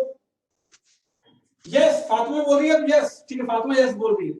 वाई नो, प्रशांत बोल रहे हैं वाई नो। अच्छा किससे पूछ रहे हैं आप, इन्हीं से पूछ रहे हैं शायद, आयुष से पूछ रहे हैं। प्रशांत कुमार फिर बोल रहे हैं यस ये पॉलिनोमियल है। अच्छा क्यों है पॉलिनोमियल, अच्छा जो नो बोल रहे हैं वो रीजन भी लिख दीजिए क्यों है, रीजन भी लिख दीजिए, चलिए आपको मजा आएगा। रीजन भी लिखिए जिसको भी लग रहा है नो, ठीक है। आप दूसरे का देख के मत बोलिए कि यस है या नो है, ठीक है। आप आपके मन में क्या चल रहा है, आपके मन में अगर चल रहा है कि हाँ है तो क्यों है वो भी चल रहा होगा, वो लिखिए। आपके मन में चल रहा है कि नो है तो क्यों नो है वो लिखिए, ताकि मुझे पता चले कि आपका लेवल क्या है, ठीक है। फिर मैं आपको बताता हूँ आगे। मैं अभी बोला था आपको, आप क्वाड्रेटिक की बात करते आप यहीं पर लग गए, ठीक है। अच्छा फातिमा बोली degree of x equal to 1, ठीक है। फातिमा ने बिल्कुल सही बोला, यहाँ पर डिग्री ऑफ x तो 1 ही है, यहाँ पर रूट लगा हुआ है, कहां पे लगा हुआ है, 2 पर लगा हुआ है, रूट तो 2 पर लगा हुआ है। मैंने ये थोड़ा ना बोला कि कांस्टेंट पर रूट भी लग सकता है, मैं तो ये बोला था कि वेरिएबल की पावर फ्रैक्शन नहीं होनी चाहिए। यहाँ पर वेरिएबल क्या है, x है, यहाँ पर वेरिएबल क्या है, x है, यहाँ पर वेरिएबल x और x की पावर 1 है, तो ये एक पॉलिनोमियल होगा और लीनियर पॉलिनोमियल होगा, ठीक है। अगर ये केस होता तो मैं बोलता कि ये पॉलिनोमियल नहीं है। अब क्लियर हुआ, जो जो भी नो बोल रहे थे वो सब अब क्लियर हुआ, इसको नोट कर लीजिएगा, ठीक है। ये जो है ये पॉलिनोमियल नहीं है, लेकिन ये पॉलिनोमियल है हमारा, ठीक है, ये पॉलिनोमियल है। अच्छा चलिए ठीक है, एक एग्जांपल और देता हूं मैं आपको, इसको हटा के अब देखिए।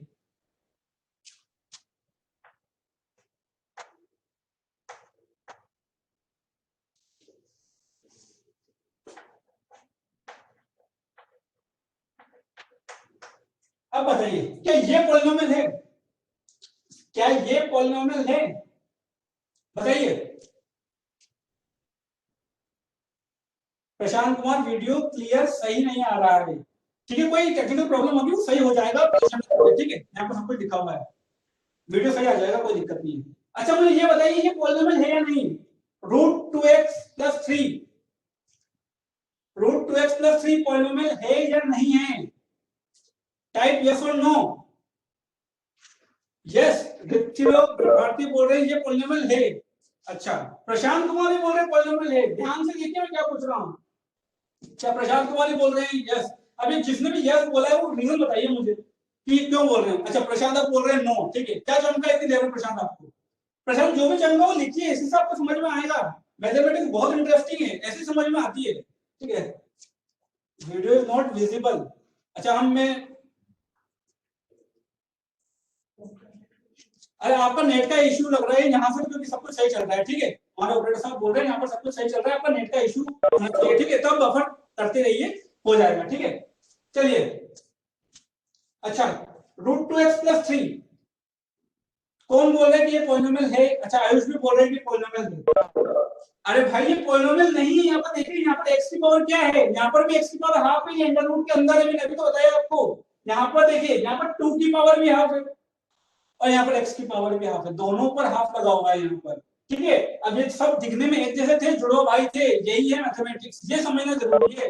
अब ये तो पता है सबको कि ये हाँ लीनियर फॉर्म है, जनरल फॉर्म है, ये पता नहीं होती है, ठीक है। तो ये भी पॉलिनोमियल नहीं है, और उससे पहले वाला जो था √x+2 वो भी पॉलिनोमियल नहीं था, लेकिन ये पॉलिनोमियल है। क्यों है? क्योंकि यहाँ पर तो x की पावर 1 ही है और 1 होल नंबर है, यहाँ पर x की पावर हाफ है जो कि एक फ्रैक्शन है, ठीक है। अब आया समझ में? क्लियर हुआ?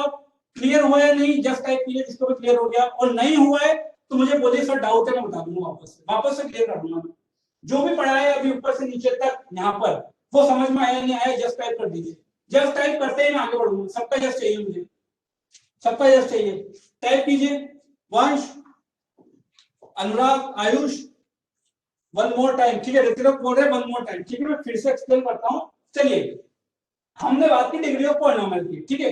डिग्री ऑफ पॉलिनोमियल क्या होता है? Highest power of variable, highest power of variable, ठीक है। जो वेरिएबल की हाईएस्ट पावर होती है वो क्या होती है? डिग्री। अब मैंने यहाँ पर आपको बताया x+2, यहाँ पर वेरिएबल की पावर क्या है? 1। वेरिएबल की पावर क्या है यहाँ पर? 1, तो यहाँ पर डिग्री क्या होगी? 1। यहाँ पर वेरिएबल की हाईएस्ट पावर है, यहाँ पर 1 भी है और 2 भी है, तो जो 2 है वो हाईएस्ट है, तो यहाँ पर डिग्री क्या होगी? 2। यहाँ पर वेरिएबल की पावर क्या है? t² + 3t+2, ठीक है। यहाँ पर जो पॉलिनोमियल है वो क्या है? t² + 3t+2, और वेरिएबल की पावर है वो क्या है? 2 और 1। क्या है? 2 और 1, तो हाईएस्ट क्या है? 2, तो इसलिए इसकी डिग्री कितनी होगी? 2। यहाँ पर हाईएस्ट डिग्री क्या दिख रही है आपको? 3, ठीक है। तो यहाँ पर डिग्री क्या होगी? 3। अब यहाँ पर क्या है? देखिए, ये पॉलिनोमियल क्यों नहीं है? क्योंकि मैंने आपको क्या बताया कि जो भी हमारी वेरिएबल की पावर होती है वो एक होल नंबर होती है। जो भी वेरिएबल की पावर होती है, ऋतिरों में आपसे बात कर रहा हूँ, आपने पूछा वन मोर टाइम, जो भी वेरिएबल की पावर होती है वो एक होल नंबर होती है। होल नंबर क्या होते हैं? 0, 1, 2, 3 अप टू इंफिनिटी, ठीक है। तो ये होल नंबर ही होना चाहिए पावर में, इसके अलावा फ्रैक्शन नहीं होना चाहिए, फ्रैक्शन नहीं होना चाहिए, नेगेटिव नंबर नहीं होना चाहिए, ठीक है। तो यहाँ पर जो x की पावर है वो फ्रैक्शन है, वो हाफ है, इसलिए ये पॉलिनोमियल नहीं है। यहाँ पर जो हमने देखा 1/x+2 लिखा हुआ है, ठीक है, 1/x+2, तो यहाँ पर जो हमारी x की पावर है वो -1 है, ठीक है। तो ये -1 है, इस वजह से -1 का होल नंबर नहीं है, तो ये भी हमारा पॉलिनोमियल नहीं होगा। क्लियर हुआ इतना? ठीक है। उसके बाद अब हुआ क्लियर? जीरो अब क्लियर हुआ या नहीं हुआ? Type yes. ठीक है, अब हो गया ना क्लियर? चलिए, ठीक है। लीनियर पॉलिनोमियल पर हमने बात की और हमने इसकी जनरल फॉर्म भी देखी, ठीक है। और ये भी आई होप आपको क्लियर हो गया होगा। यहाँ पर ये पॉलिनोमियल है क्योंकि ऊपर जो वेरिएबल है उसकी पावर 1 है और 1 होल नंबर है, ठीक है। तो इसमें और इसमें आपको डिफरेंस समझना है, ये इंपॉर्टेंट है। क्लियर? ये जुड़वा भाई है, बिल्कुल जुड़वा दिखते हैं, ठीक है। अब देखते हैं, हम आते हैं अगला स्टेप पर। लीनियर के बाद हम चलते हैं क्वाड्रेटिक पर, ठीक है। जनरल एक्सप्रेशन क्या है क्वाड्रेटिक की? x² + bx + c, ठीक है, x² + bx + c, और यहां पर हम लिखेंगे साथ में a is not equal to 0। अच्छा, अब मुझे बताइए, मैंने जो क्वाड्रेटिक की बात कर रहे थे पहले से, अब मुझे ये बताइए कि मैंने यहाँ पर क्यों लिखा है a should not be equal to 0? कोई है जो बताएगा इसका रीजन? मुझे चाहिए इसका रीजन। अगर किसी को पता है तो मतलब आपको सब कुछ आता है यार, आप मैथ्स में बहुत अच्छा कर सकते हो। आप ये बताइए मैंने यहाँ पर क्यों लिखा a should not be equal to 0? इसकी जनरल फॉर्म होती है x² + bx + c, ठीक है। और मैंने यहाँ पर लिखा a should not be equal to 0। कोई है जो बताएगा कि a 0 क्यों नहीं हो सकता? a को 0 रख देंगे तो क्या हो जाएगा? ऐसा क्या हुआ जो यहाँ पर मैंने लिख दिया कि a 0 नहीं होना चाहिए? बताइए, किसी को पता है? ऋतिरोम, आयुष, प्रशांत, पता है किसी को? Because degree of quadratic polynomial is 2। थोड़ा थोड़ा सही है, बेटर एक्सप्लेन कीजिए। Sir because if a equal to 0 तो it will be linear polynomial. क्या बात है फातिमा ने बहुत ही सही जवाब दिया है, बिल्कुल क्लियर जवाब दिया है जो मैं बोलने वाला था।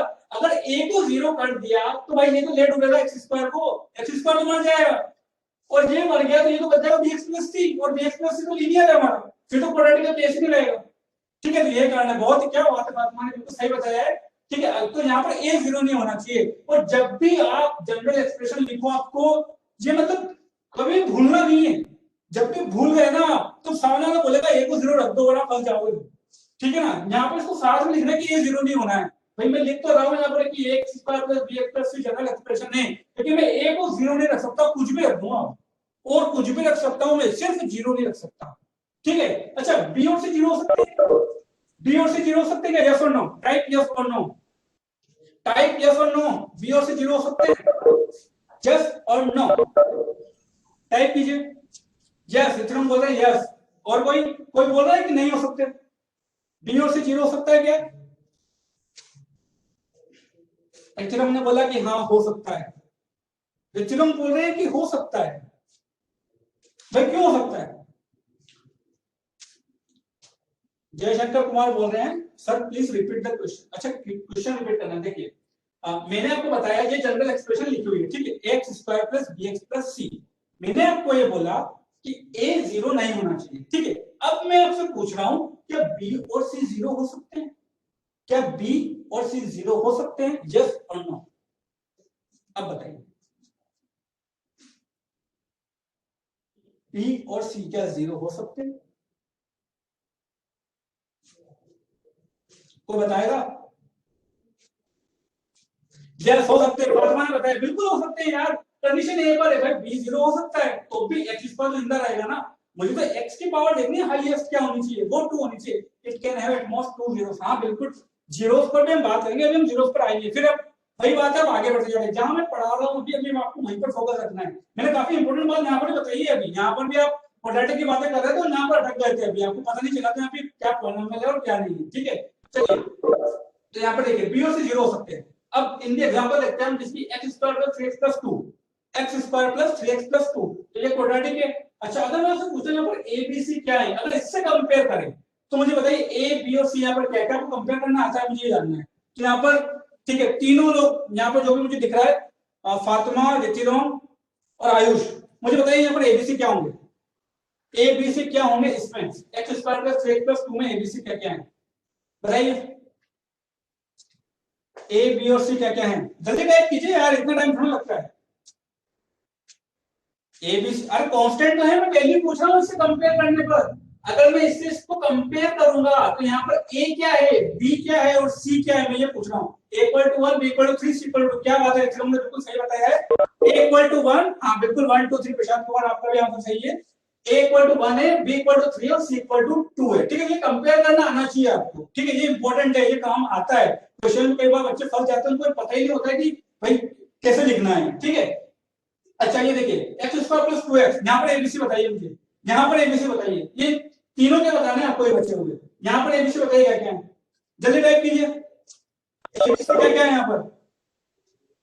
आयुष, प्रशांत, फातिमा, रितिलोम, यहाँ पर क्या क्या है? a equal to 1, b equal to 2 और c क्या है यहाँ पर? c भी लिखिए, एबीसी तीनों पूछा है मैंने, ए बी सी तीनों, c इक्वल टू 0, क्या बात है। ठीक है, चलिए आपको समझ में आ रहा है, यहाँ पर c 0 है। ठीक है, मैंने बोला था c, b और c 0 हो सकता है, a नहीं हो सकता सर, 1 2 0। ठीक है, अच्छा यहाँ पर बताइए एबीसी क्या होंगे? अब यहाँ पर बताइए x square minus 3, a b और c बताइए, a b और c, a b और c,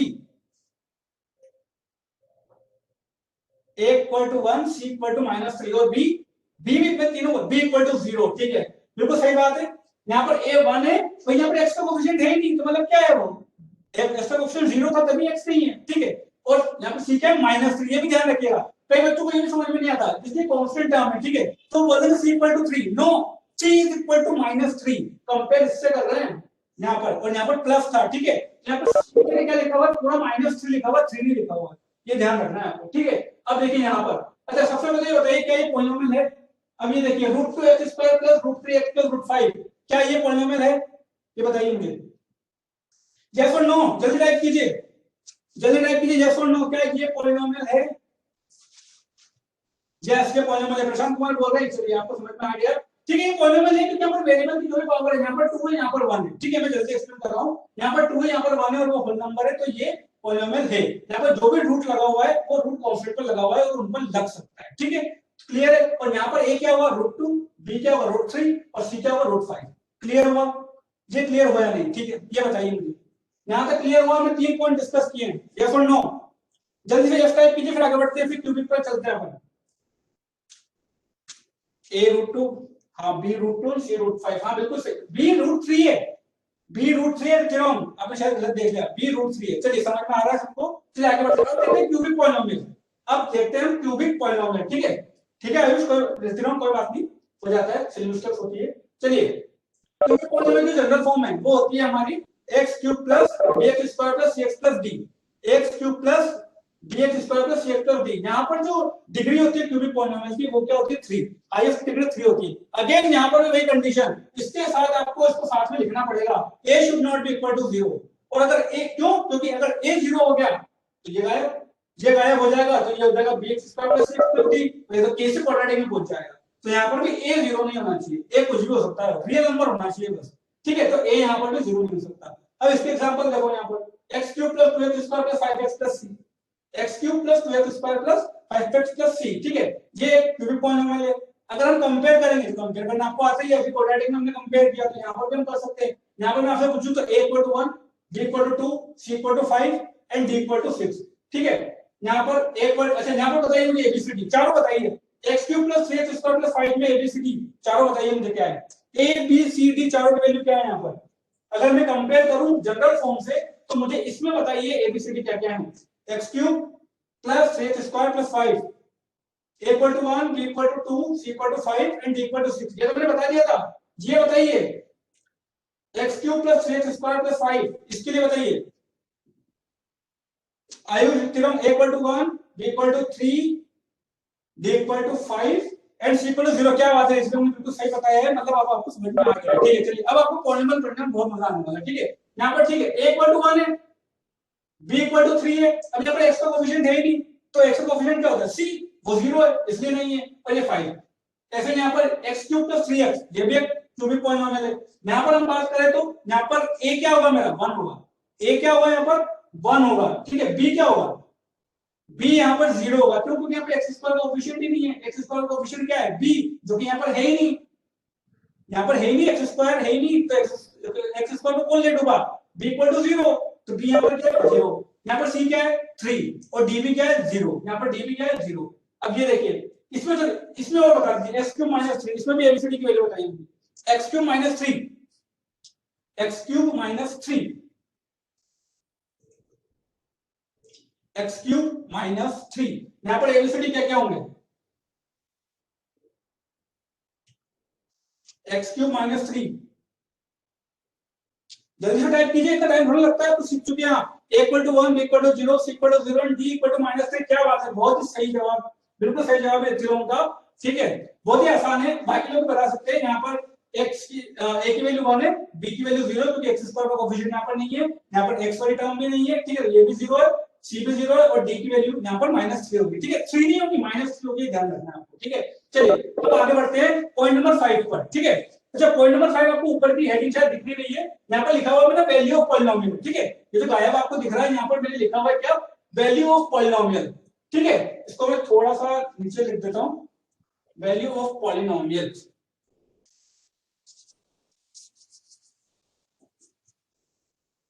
चलिए पॉइंट नंबर 5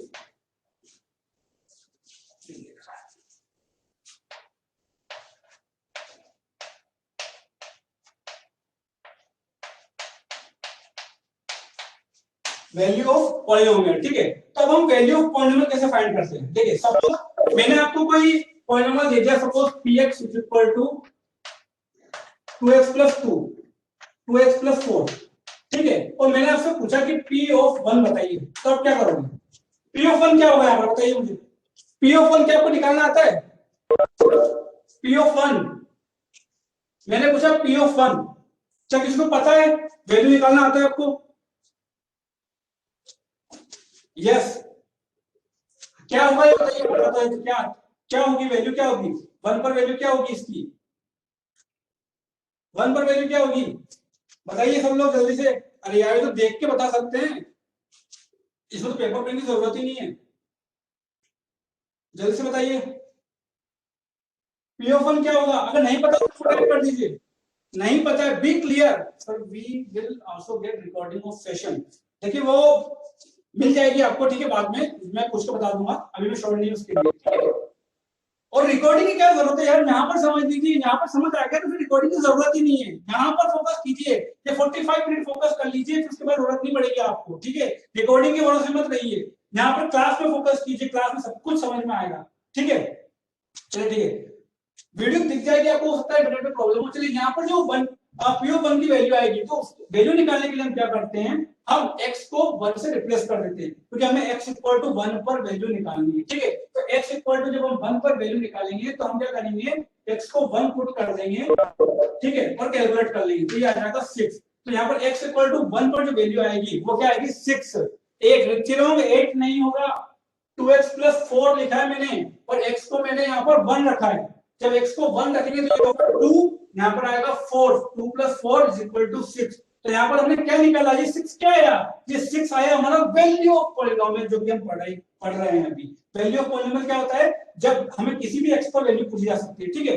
तो जिस भी x पर हमें वैल्यू पूछी गई है, हम क्या करते हैं, उस px में जहां जहां भी x है वहां पर उस वैल्यू को डाल देते हैं और कैलकुलेट कर लेते हैं, ठीक है। अब जिसकी मैंने आपको अगला एग्जांपल दिया, ये ध्यान से देखिए, px is equal to x square plus 4x plus 2। अब मैं आपसे पूछ रहा हूं p ऑफ 0 क्या होगा, ठीक है। तो p ऑफ 0 क्या होगा, यहाँ पर उसके लिए क्या करेंगे, हम x को 0 पुट कर देंगे, यहाँ पर जहां जहां पूरी px की दुनिया में जहां जहां पे आपको x दिख रहा है वहां पर 0 रख दीजिए, ठीक है। जैसे आपने 0 रखा, 0 स्क्वायर प्लस 4 इंटू 0 प्लस 2, ठीक है, ये 2 लिखा हुआ है यहाँ पर, प्लस 2 लिखा हुआ है, तो यहाँ पर जब आप कैलकुलेट करोगे तो ये क्या आएगा 2, ओके। ऐसे ही जब अगर मैं पूछता हूँ कि p ऑफ 2 क्या होगा, तो p ऑफ 2 के लिए क्या करेंगे, आप x को 2 पुट कर देंगे, x को क्या करेंगे 2 पुट कर देंगे, तो यहाँ पर इसकी वैल्यू निकल आएगी, फिर 2 स्क्वायर x स्क्वायर के लिए क्या लिख दिया, 2 स्क्वायर, x को 2 से रिप्लेस कर दिया, यहाँ पर भी x को 2 से रिप्लेस कर दिया, और 2 ऐसे उतार दिया हमने, तो ये कितना हो जाएगा 8 प्लस 2 10 प्लस 4 14, ठीक है। तो यहाँ पर जो ये हमने वैल्यूज निकाली है, यहाँ पर 6 निकाली है, यहाँ पर 2 निकाली है, ये 14 निकाली है, ये क्या है, ये वैल्यू ऑफ पॉलिनोमियल है at x equal to 1, at x equal to 0 and at x equal to 2 respectively, okay. चलिए अब ये दो मैंने आपको बता दिए, अब ये क्वेश्चन आपको करना है, ठीक है। यहाँ पर मैंने पॉलिनोमियल दिया हुआ है आपको x cube plus 6x square plus 5x plus 6। अब मुझे बताइए p ऑफ 1 कितना होगा, p ऑफ -1 कितना होगा, p ऑफ 2 कितना होगा और p ऑफ -2 कितना होगा। इन चारों की वैल्यूज निकाल कर बताइए मुझे, इन चारों की वैल्यूज बताइए। सबसे पहले p ऑफ 1 बताइए, एक एक करते हुए चलेंगे हम। p ऑफ 1 जल्दी से कैलकुलेट कीजिए, इसको बिना पेपर पेन के भी कर सकते हैं आप, और अगर आपको लगता है कि जरूरत है तो पेपर पेन यूज कर सकते हैं, कोई दिक्कत नहीं, ठीक है। बताइए p ऑफ 1 कितना होगा, p ऑफ 1, p ऑफ 1 क्या होगा, जल्दी बताइए।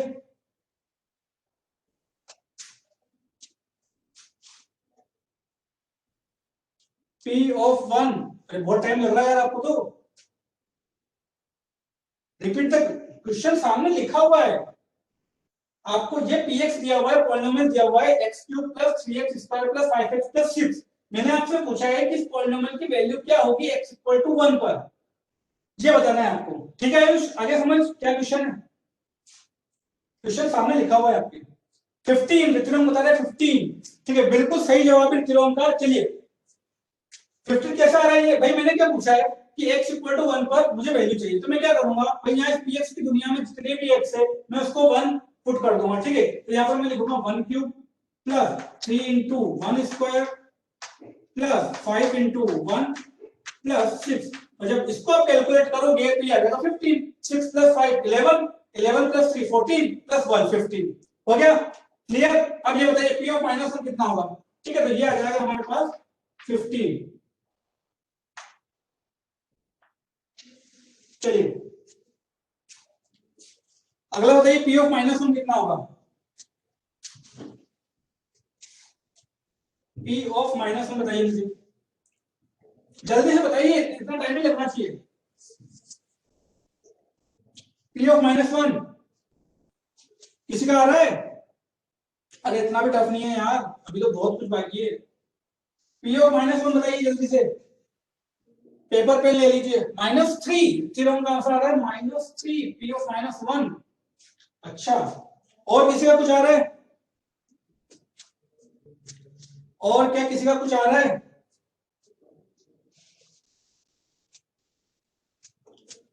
थ्योरम के अलावा और किसी का? आयुष, चलिए इसको देखते हैं। -3 आपका कुछ कैलकुलेशन मिस्टेक है। देखिए x को मैं रखूंगा -1, तो मैं क्या लिखूंगा यहाँ पर? -1 whole cube. Clear? 3x² plus 3 into x की जगह मैंने रख दिया -1 whole square. Clear? Plus 5 into -1 plus 6। अब इसको देखिए कितना आ रहा है। ये कितना हो गया मेरा? -1। ये कितना है मेरा? -1। और ये कितना? -1 होल स्क्वायर, तो ये हो गया 1। ठीक है, 3 बिल्कुल थ्योरम का आंसर सही आया, आपने कैलकुलेशन मिस्टेक कर दी थी। ठीक है, ये हो गया मेरा -1 और ये हो गया 3। 3 -1 कितना हो गया? 2। 2 प्लस 6 8, और 8 ये कितना हो गया? -5। 8 - 5 कितना हो गया? 3। तो इसकी वैल्यू आएगी 3। ठीक है, अब P ऑफ 2 बताइए मुझे। P ऑफ 2 बताइए मुझे जल्दी से, जल्दी टाइप कीजिए। टाइम खत्म होने वाला है, हमारे पास सिर्फ 5 मिनट बचे हुए हैं। ठीक है, और 5 मिनट के तो ये दोनों है भी नहीं, सिर्फ 2 मिनट के हैं। जल्दी से बताइए P ऑफ 2 कितना होगा? कैलकुलेशन ध्यान से कीजिए, बिल्कुल सिलेबस्टिक नहीं होना चाहिए। P ऑफ 2 क्या होगा? P ऑफ 2 निकालिए जल्दी से।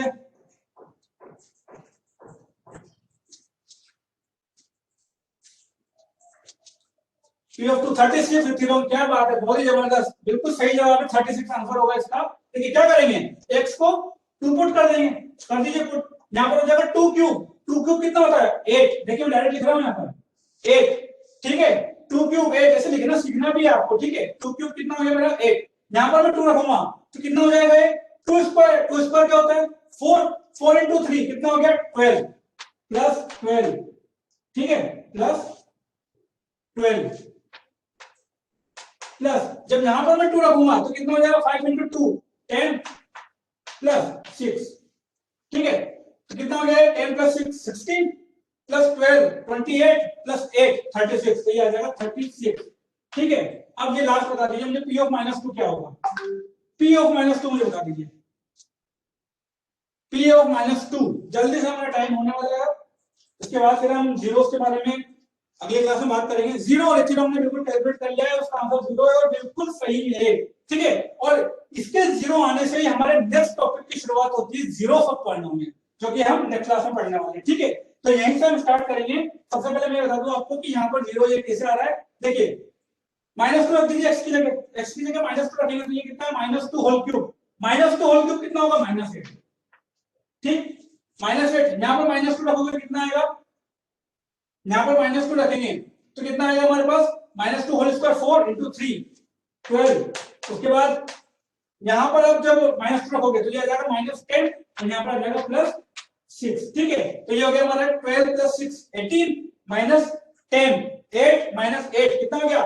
0। तो इसकी वैल्यू आ गई हमारे पास 0। ठीक है, और जैसे ये वैल्यू 0 आई, हमारी एक नेक्स्ट टॉपिक की शुरुआत हो चुकी है, जो कि है जीरोस ऑफ पॉलिनोमियल। और वही अब इंपॉर्टेंट है हमारे लिए।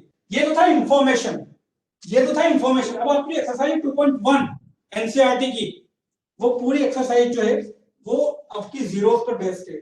ठीक है, तो अब जीरोस क्या होते हैं उसके बारे में हम नेक्स्ट लेक्चर में बात करेंगे। तो पूरी एनर्जी के साथ नेक्स्ट क्लास में आइएगा, मैं आपको बहुत ही अच्छे तरीके से, बहुत ही जबरदस्त तरीके से जीरोस के बारे में बताऊंगा और उसका हम ज्योमेट्रिकल मीनिंग देखेंगे। ठीक है, जीरोस आपने लीनियर पॉलिनोमियल का जीरोस निकालना सीखा है, वो आपको पता है। एक बार उसको रिकॉल भी कीजिएगा कैसे निकालते थे हम। उसी का एप्लीकेशन हम यूज करेंगे। पीएस का ग्राफ ड्रॉ करेंगे, कैसे पीएस का ग्राफ ड्रॉ होता है, तो कैसे हम ग्राफ देखकर, सिर्फ ग्राफ देखकर चुटकी में हम उसका जीरो बता सकते हैं। बिल्कुल चुटकी में। आपके एनसीईआरटी में 6 क्वेश्चन है, आप देख के बता दो कि उसमें नंबर ऑफ जीरोस कितने हैं। सिर्फ ये पूछा जाता है उसमें। ठीक है, चलिए तो हम मिलते हैं नेक्स्ट क्लास में।